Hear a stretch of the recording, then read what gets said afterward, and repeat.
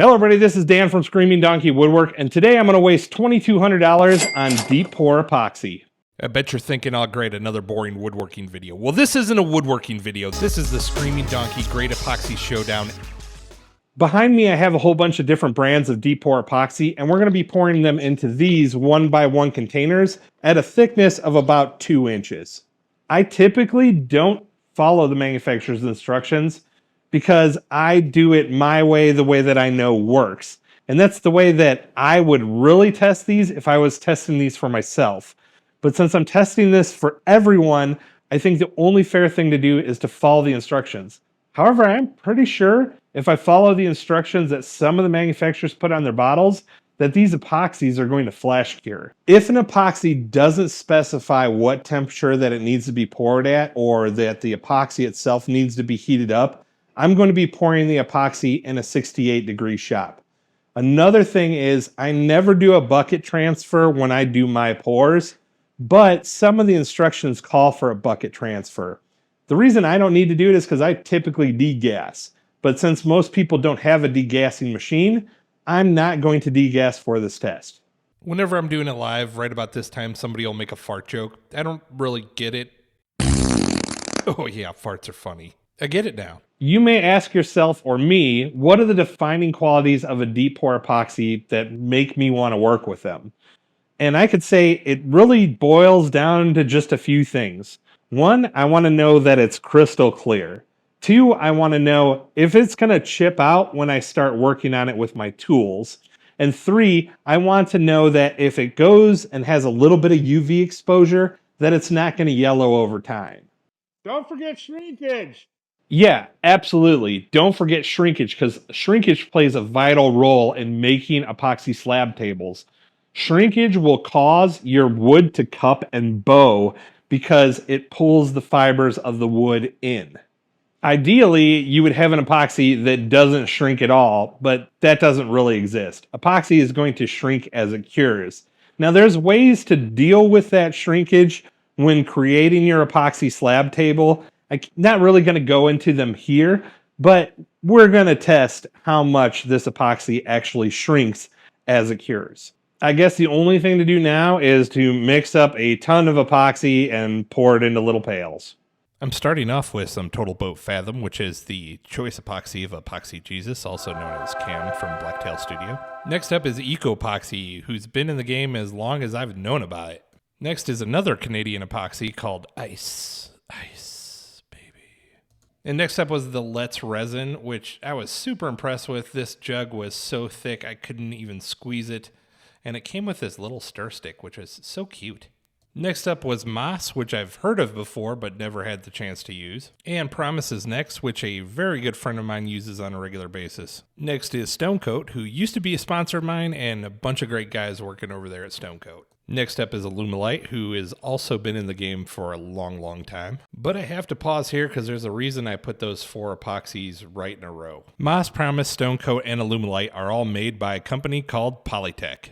I googled this later, but I figured it out because all of the manufacturing addresses were the same. I don't necessarily think this is a bad thing with evil AI-generated corporate executives laughing in front of a factory polluting the atmosphere. Nor do I think it's part of the deep epoxy state. I just thought it was something noteworthy that I figured out by looking and seeing that all of them were made at the same factory. At least they're all made in the USA, so that's something good. The next epoxy is Ultra Clear, because obviously Ultra Clear is better than Super Clear. Super Clear is also in this test, but I forgot to show the bottle. Next is Upstart. Never have used this epoxy and probably never will. You'll see why. Next up is WiseBond, whose label was obviously made by a lunatic. And the last one needs the audio. The last one, this is Magic Resin. It's in a super thin, easily squeezable bottle. And the part B is urine yellow. Looks like the jug sucked in a little bit too. Yeah, well, yeah. So the next thing to do is mix up all the epoxy, and I literally sat there, read the instructions on each one, followed the instructions on the mixing. Some of them required switching containers, but I just followed the instructions to the letter. Some said mix 3 to 5 minutes, some said mix a solid 5 minutes, but I can tell you this much, it took me all day to mix up all this epoxy. It is important to note that Ultra Clear was disqualified because its instructions said it couldn't be poured more than 1 inch, so had to move on there. All right, so it's been about 2 weeks and it's obvious who the winners and losers are, but I'm going to tell you the criteria that I use to judge everything. It's got to be clear, and when I say clear, we're just talking about how easy is it to see through. The bubble release is going to be important because that plays into the clarity, but I'm going to treat that as a separate category. So clarity, bubble release, and then we're going to go with color. So color is, again, something that plays into clarity, but is something totally different because there's a wide variety of colors from a green and a blue and a purple all the way down to a pea yellow. The one epoxy you're going to see today is a bright yellow, but I don't think it was intended to be that way. I think there was a mistake done, and I'm going to talk more about that later in the video. The next category I'm going to look at is shrinkage. And to me, shrinkage is one of the most important elements of a deep pour epoxy. Oftentimes, I'm using colors and pigments, and the actual clarity of the epoxy doesn't matter all that much. But shrinkage is really going to help determine how much wood and epoxy I'm going to have to shave off the project when it's completed. The last check that I'm going to do is for the brittleness of the epoxy. And the way I'm going to do that is I'm just going to bolt it down to my CNC machine and run the flattening bit over it pretty quick. We're going to be able to see how brittle it is by how much epoxy chips out of it. It's time to break them out of the molds. So this is our pea yellow magic resin. Actually, I don't think it's that bad of a resin if it wasn't pea yellow. It's actually very clear and there's very little bubbles in it. But I'm 95% certain that the reason it's yellow is because it sat on the shelf for too long. This came directly from Amazon and it was this yellow. So if epoxy sits on the shelf for a long time, it can yellow. It actually expires. And here is the reason why I won't use Upstart. It had really, really bad shrinkage. Actually, this is more indicative of it flash curing, so it probably really can't be poured 2 inches in a regular shop. And this is our disqualified epoxy called Ultra Clear. Apparently it's not better than Super Clear because the instructions say you can only pour it 1 inch.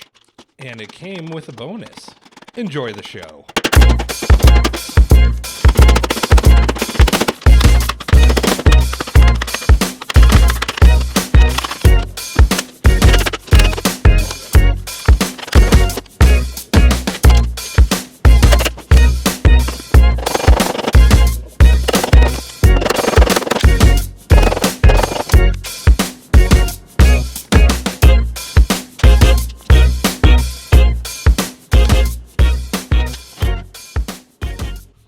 Alright, so this is my first time using ice epoxy.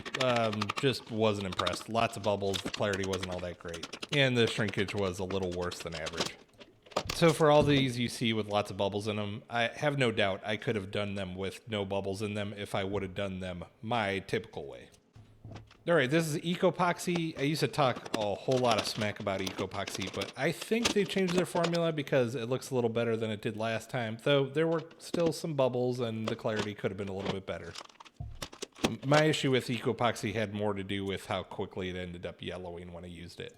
Alright, this is the Lumelite, the first of our Polytech epoxies. They're pretty clear, but they have lots of bubbles in them. I can get those to release. I used Stone Coat for a long time.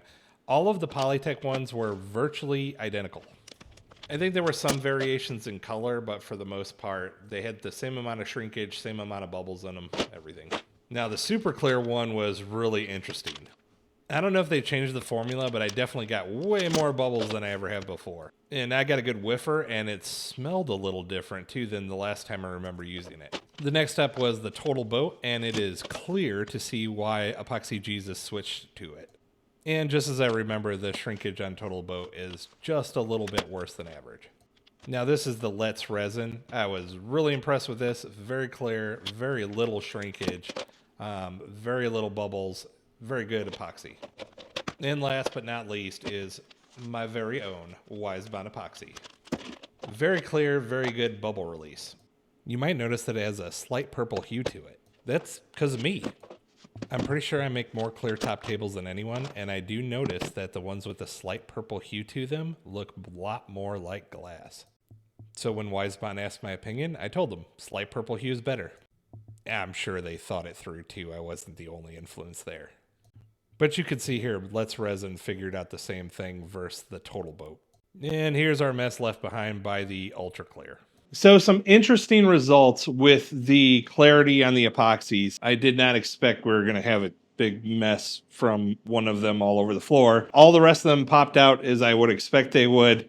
It does seem like the Ultra Clear bonded with the plastic in some way. Yeah, it was messy, and I probably should have put on some safety glasses after we started going with it, because there's little not glass, but plastic shards flying everywhere. It's not much different than what I saw from the top, so everything that I saw before from the top, I was able to rank them against each other equally as well. But there were a couple from the sides that were just so much more clear than everything else. And I have to put that category together as Total Boat, WiseBond, and the Let's Resin. They were so much more clear than the other epoxies. It was... They belong in a different class. Now, shrinkage is something else that we saw.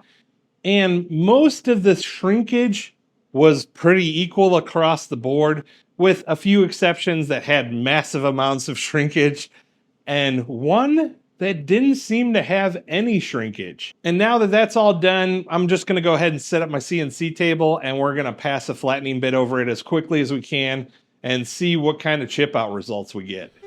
So for this test, all I did was run the flattening bit over as fast as I can, and then I slowed it down until it stopped chipping out. And then once it would stop chipping out, I would mark down the speed at which I was running it, so I would know where a good run pass was. Now, I did accept a little tiny bit of chip out, so you'll see some that look like they have chip out, and I marked them there, because the sanding will take that little tiny bit of chip out of it.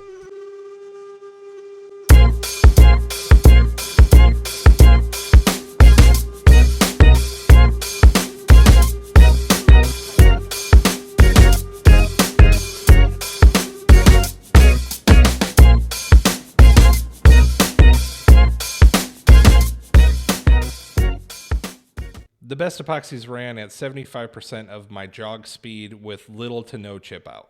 The cut depth I used was 0.05 of an inch. Now, I highly suspected that hardness was going to be a direct inverse correlation to brittleness. And we did get a durometer and test some of these, and I found that it was a direct inverse correlation. So the softer the epoxy was, the less brittle it was.